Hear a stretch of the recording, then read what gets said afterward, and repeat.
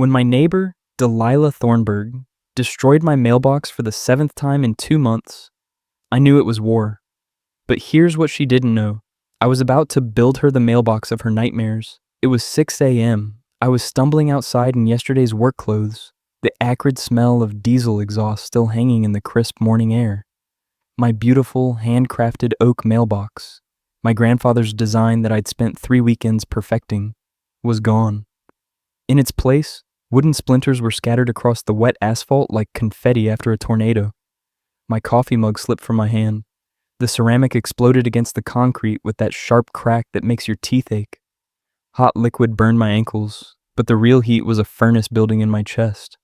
Because there she was, Delilah, backing that pristine white SUV out of her driveway, its chrome bumper freshly dented and paint scraped. The taste of rage is metallic and bitter, like licking a 9-volt battery. That's when it hit me. She didn't just dislike my mailbox. She wanted to play demolition derby with my property. Fine, game on. It was time to build something she couldn't break. What would you do if someone kept destroying your property? Tell me in the comments where you're watching from. Does this kind of HOA nightmare happen everywhere? Let me back up and tell you how I ended up in this suburban battlefield in the first place. My name's Marcus Hendricks, 52 years old, recently divorced, and honestly, moving to Willowbrook subdivision was supposed to be my fresh start. After 20 years in the Navy Seabees, that's the guys who build airstrips under enemy fire and construct bridges while people are actively shooting at you. Civilian life was supposed to be easy. Retirement meant trading my hard hat for a tool belt, doing handyman work around town, and maybe finally having some peace. The house was perfect. A modest ranch on Maple Street with good bones and a yard that actually got morning sunlight. It was the kind of place where you could tinker in the garage on weekends and wave to neighbors who waved back. At least that's what the real estate agent promised. What she failed to mention was the Willowbrook Homeowners Association. Established in 1987, it had more rules than a military base and twice the bureaucracy. The subdivision looked like something out of a magazine. Perfectly manicured lawns, identical mailboxes, and driveways so clean you could eat off them. Every house was painted in one of 3 approved colors: cream, sage, or warm beige, which looked suspiciously like the other 2. And ruling over this suburban kingdom was Delilah Thornburg. Delilah was 47, a real estate agent with Prestige Properties, and the self-appointed neighborhood standards enforcer. Picture this: perfectly styled blonde hair that never moved, even in a stiff breeze, designer workout clothes she'd never actually worked out in, and a white Cadillac Escalade that gleamed like she polished it with angel tears, which she probably did. She also happened to be the HOA treasurer, a position she'd held for 6 years running. Unopposed, of course. The first time we met, I was installing my grandfather's mailbox. It was a thing of beauty: solid oak, hand-carved details, a little peaked roof that reminded me of the cottage where Gramps taught me woodworking as a kid. The smell of cedar shavings and linseed oil still takes me back to his workshop, where mistakes were learning opportunities and everything was built to last forever. I was tightening the final bolt when I heard gravel crunching behind me, designer heels on my driveway. "Excuse me," came a voice like honey poured over broken glass. "I'm Delilah Thornburg, HOA board treasurer. That mailbox is not in compliance with community standards." I straightened up, wiping sawdust from my hands onto my jeans. "Ma'am, I read through the HOA bylaws twice. This meets every single specification: height, setback, materials, everything." Her smile could have frozen July. "Perhaps you misunderstood the aesthetic guidelines. We maintain certain standards here for our property values. You understand?" The way she said standards made it clear she wasn't just talking about mailboxes. I pulled out my phone and showed her the bylaw screenshots I'd saved. Section 4.3, natural wood construction permitted, maximum height 36 inches, earth tone staining acceptable. This checks every box. That's when her mask slipped, just for a fraction of a second. "Mr. Hendricks, I corrected. "Mr. Hendricks, the written rules are one thing, community harmony is another. I'm sure a man of your background understands the importance of fitting in."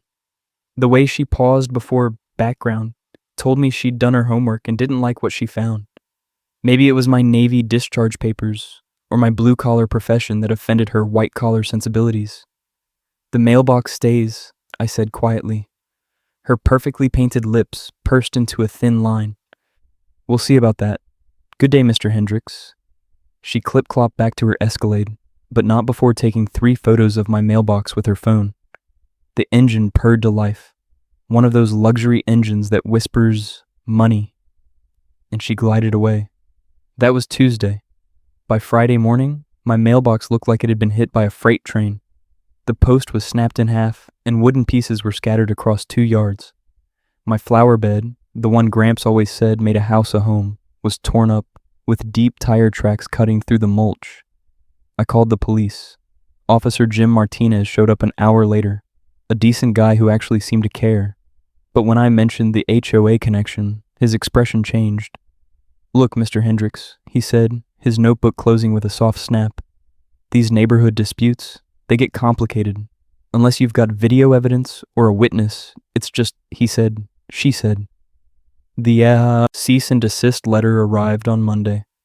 It was printed on thick, cream-colored paper with expensive letterhead that reeked of old money and new threats. Thornburg and Associates Legal Consulting was embossed in gold across the top like a crown. I poured myself a black Navy-style coffee and read it twice. The gist? My mailbox violated community harmony standards and constituted a willful disruption of neighborhood aesthetic values. I had 72 hours to comply or face daily fines of $500. $500 a day. The paper felt heavy between my fingers, the kind of weight that screamed, "We have lawyers and you don't." But here's what 20 years of military problem-solving teaches you. When someone tries to intimidate you with paperwork, it usually means they're standing on shaky legal ground. It was time for some intelligence gathering. The county courthouse smelled like old documents and broken dreams, with marble floors and fluorescent lighting that made everyone look slightly dead. Janet, the records clerk, helped me pull the HOA incorporation papers from 1987. It was all public information, perfectly legal to access. And it was fascinating reading. The original Willowbrook bylaws were actually reasonable. Maintain your lawn, no purple houses, keep your cars in the garage. Standard suburban stuff. But buried in Section 12 was pure gold. Any rule changes required a formal homeowner vote with 60% approval and 30 days written notice. I cross-referenced those original rules with Delilah's current enforcement list. It turned out that 90% of her sacred standards had never been officially adopted. She'd been running a dictatorship based on personal preference and expensive stationery. Back in the Navy, we had a saying, "Know your enemy's supply lines." So I requested the HOA's financial records next. Janet raised an eyebrow but stamped my forms. "Most folks never bother with the money trail," she said. "You'd be amazed how much cash flows through these little neighborhood governments." While waiting for those records, I started my own documentation project. I began recording every conversation with Delilah on my phone. I took photos of every interaction, all time-stamped and organized. A green military notebook, the kind we used for daily reports, became my evidence log. Tuesday brought unexpected reinforcements. Ruth Kowalski knocked on my door carrying oatmeal cookies and a folder as thick as a Manhattan phone book. Ruth was 78, a retired paralegal, sharp as surgical steel, and apparently my neighborhood's secret intelligence operative. "Thought you might need some backup," she said, settling into my kitchen chair with the satisfied grunt of someone about to drop a bombshell. The cookies were still warm. The folder was explosive. Ruth had been quietly documenting HOA abuses for years. It was filled with photos, recordings, and financial discrepancies. A one-woman surveillance operation that would make the CIA proud. "Delilah's got a system," Ruth explained, spreading evidence across my table like crime scene photos. 3 families in 5 years, all got the harassment treatment until they sold cheap and moved away. She showed me the pattern. The Watanabe family was hassled over inappropriate garden choices until they fled to Phoenix. The Hendersons were cited for noise violations because their teenager played guitar. Both families sold to prestige properties at below-market prices, She controls the listings, manipulates the sale prices, and churns the inventory, Ruth continued. The houses sell low, dragging down neighborhood comps temporarily, which makes it easier for her preferred buyers to get in cheap. 6 months later, she flips them for a huge profit. That metallic taste of rage was back, but this time it was mixed with the familiar flavor of corruption. This wasn't just personal harassment, this was systematic gentrification for profit. That evening, while diving deeper into state HOA regulations, I remembered something from my Navy legal training. Due process isn't just for criminal courts. Most HOA enforcement requires formal hearings, written notice, and the right to appeal. Her whole intimidation game only worked because most homeowners don't know they have rights stronger than their mortgage agreements. Wednesday morning, I built mailbox number 2. It was the same design from my grandfather, with the same careful joinery that made the wood grain sing. This time, however, I also installed a security camera hidden in the decorative peak. It was motion activated, infrared capable, and broadcasted to cloud storage in real time. The craftsmanship lasted exactly 4 days. Sunday, 3 a.m., my phone buzzed with a motion alert. I watched the live footage of a dark SUV creeping up my street, headlights off, moving like a predator. Someone climbed out with a baseball bat and, with methodical practice, destroyed 3 weekends of my work in under 2 minutes. The license plate was obscured, but the body style doesn't lie, especially when the vehicle has a distinctive dent in the rear quarter panel. The same dent was now perfectly illuminated in high-def infrared clarity. Delilah's Escalade had just signed its own confession. I smiled in the darkness, already planning my next move. She wanted to escalate? Perfect. It was time to show her what a real engineer could do when properly motivated. The real war was just beginning. The community center emptied like a building on fire, but 15 residents stayed behind. The core group, who'd heard enough evidence to know we were dealing with organized crime, not just neighborhood disputes. The fluorescent lights hummed overhead as we rearranged the metal folding chairs into a war council circle. Ruth took charge, the retired paralegal in her element.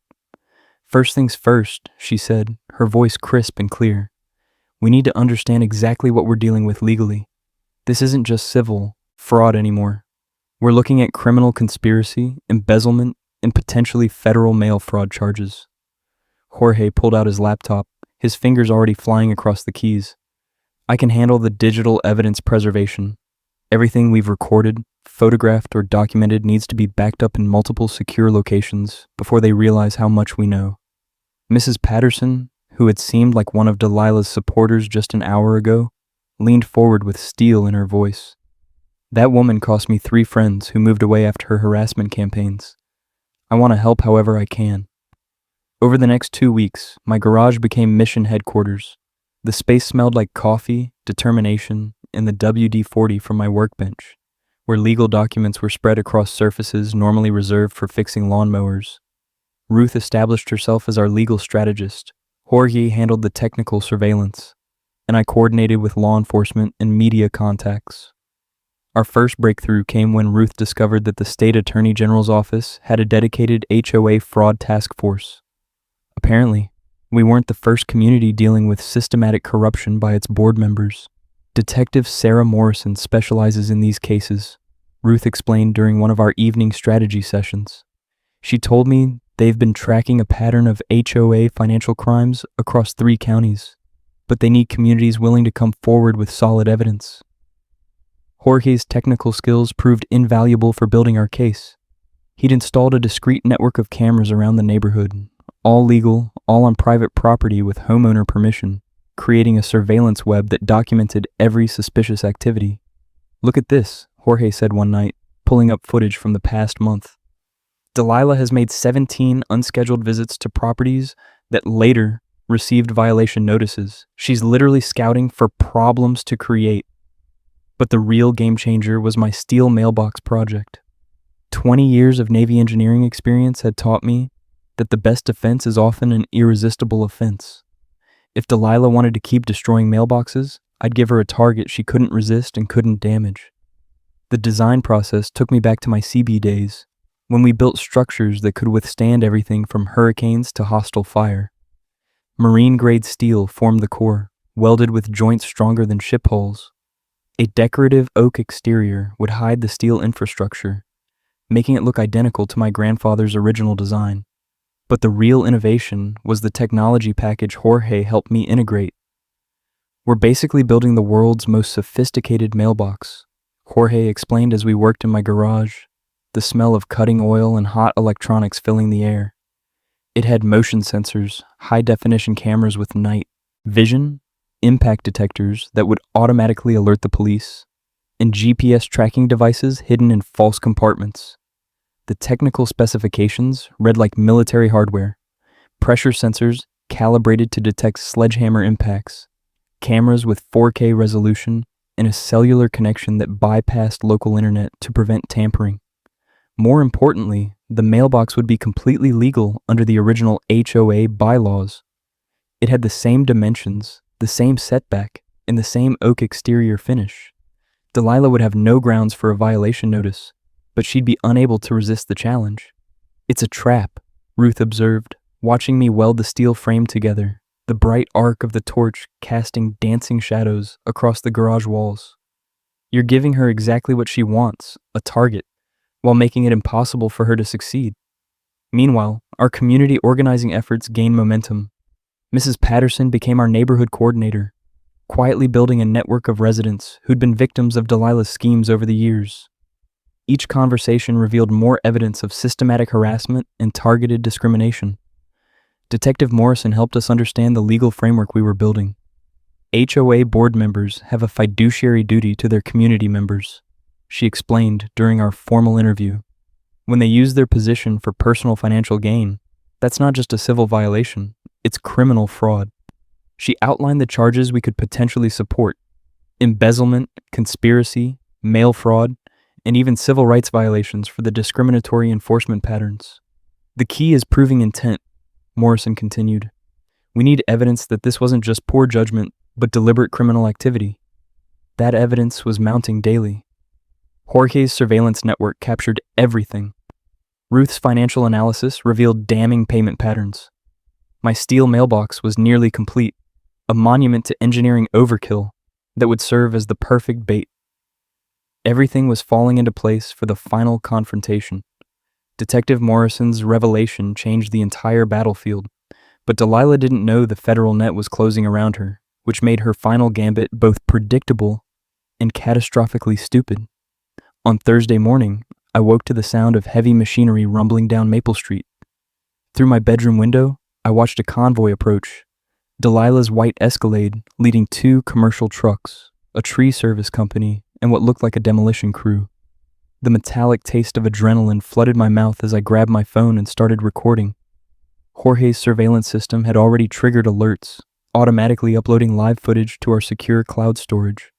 The tree service truck bore logos for Greenwood Professional Services, but the demolition equipment looked like military surplus, the kind of gear you'd use to clear roadside bombs, not trim hedges.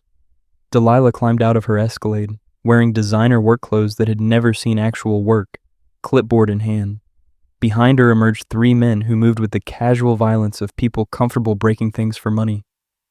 "Morning, Marcus," she called out with a fake cheerfulness that made my skin crawl. "Emergency HOA maintenance. We're removing the hazardous tree threatening the power lines, plus addressing some unauthorized structures." There was no hazardous tree. The nearest power line was 50 feet away, and the only unauthorized structure was my nearly complete steel mailbox sitting in the garage like a sleeping giant. But Delilah had learned from her previous mistakes. This time she had paperwork. "Emergency Work Order 2024-118, she announced, waving official-looking documents. "Approved by the county for immediate safety concerns. You can review the permits while we work." The permits were real. I could see the county seal from across the yard. Somehow, she'd convinced municipal officials that my property posed an imminent danger. Jorge appeared at his front door, already recording, while Ruth emerged from her house 2 doors down, walking with the determined pace of someone ready for legal combat. But Delilah was ready for us. "Oh, and Marcus," she continued with a smile that belonged in a shark documentary. "Judge Peterson signed an expanded restraining order this morning. Any interference with these emergency safety operations constitutes criminal contempt of court. She handed me new papers, still warm from the printer. The order prohibited me from obstructing, interfering with, or even documenting any HOA-authorized maintenance. Taking photos or videos could result in my immediate arrest. The demolition crew was already unloading industrial sledgehammers, pneumatic drills, and cutting torches that hissed with compressed gas. "This is insane," Jorge called out. "You can't just demolish someone's property based on fake permits." "Mr. Santos," Delilah's voice was a legal threat carried on the morning air. "You're welcome to file your complaints through the proper channels." The crew moved with professional efficiency toward my garage, where my steel mailbox waited like a metallic prize. Their leader, a thick-necked man with scarred hands, examined the structure with the appreciation of an expert. "This is going to take some serious equipment," he told Delilah. "Marine-grade steel, military-spec construction. We're talking hours, not minutes." "Just get it done," Delilah snapped, her composure cracking. "We have deadlines to meet." That was her fatal mistake. The restraining order prevented me from interfering, but it said nothing about my invited guests. And Detective Morrison had given me very specific instructions for this exact scenario. I pulled out my phone and dialed the number she'd programmed into my contacts. "Morrison, this is Marcus. The package is being delivered as scheduled. Repeat, the package is being delivered." Within 30 seconds, unmarked vehicles began appearing at both ends of Maple Street, generic sedans that screamed federal law enforcement. The demolition crew noticed immediately. Their casual confidence evaporated. "Ma'am," the crew leader said to Delilah, his voice suddenly uncertain, "we might want to reconsider this timeline." But Delilah was too deep in her own desperation to read the battlefield. "Complications? We have legal authority. Start cutting." The first blow from the industrial sledgehammer rang against my steel mailbox like a church bell announcing Judgment Day. The impact sent vibrations through the garage floor, but the mailbox didn't even dent. The second blow produced sparks and a metallic clang that echoed through the neighborhood like a dinner bell for justice. The third blow cracked the sledgehammer's handle. That's when Detective Morrison stepped out of the lead sedan, her badge visible, her backup spreading across my yard in a perfectly choreographed operation. "Delilah Thornburg," she called out, her voice carrying federal authority. "You're under arrest for conspiracy to commit fraud, embezzlement, and violation of civil rights under color of law." The taste of victory is sweeter than any revenge I could have ever imagined. 6 months later, I stood in my driveway at sunrise, coffee steaming in the crisp morning air, watching my neighborhood wake up without fear for the first time in years. Delilah got 5 years in federal prison. Cornelius, her partner on the board, received 3 years and a lifetime ban from serving on any HOA. But those sentences weren't the real victory. The real victory was watching Mrs. Patterson plant roses without checking over her shoulder. It was hearing the Rodriguez kids laughing in Spanish without lowering their voices, and seeing Jorge's teenager practice guitar on the front porch while neighbors actually stopped to listen. The emergency HOA election in January drew every single resident, a first in Willowbrook's history. Ruth won treasurer unanimously, Jorge became secretary, and somehow, the guy who'd built an indestructible mailbox got elected president.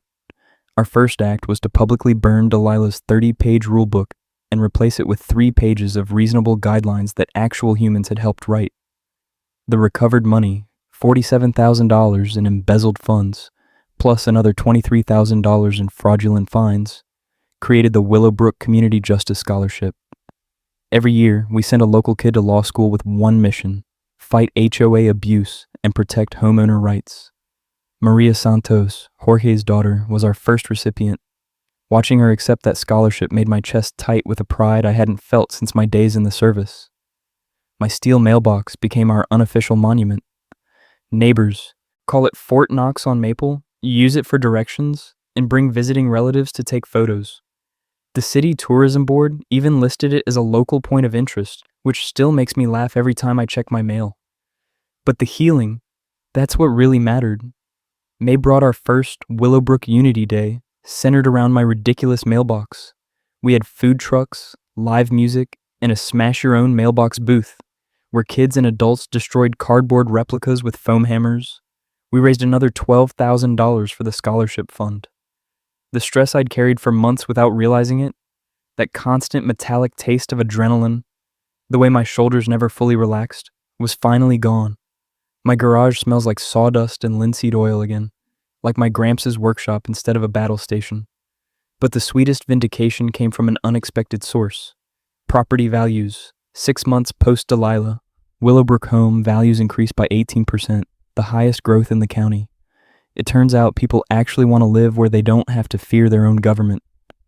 My steel mailbox still stands guard, scarred but unbroken, a monument to the radical idea that ordinary people can defeat extraordinary corruption. Standing here now, watching my community wake up free, I taste something better than revenge, sweeter than victory. I taste hope. If you're fighting your own HOA nightmare, remember this: document everything, find your allies, build something they can't break, and never ever underestimate the power of a few good neighbors who finally had enough. Share your HOA horror story in the comments below. Let's build a community of fighters, and subscribe to our channel for more tales of the little guys taking down suburban tyrants. Because justice shared is justice multiplied.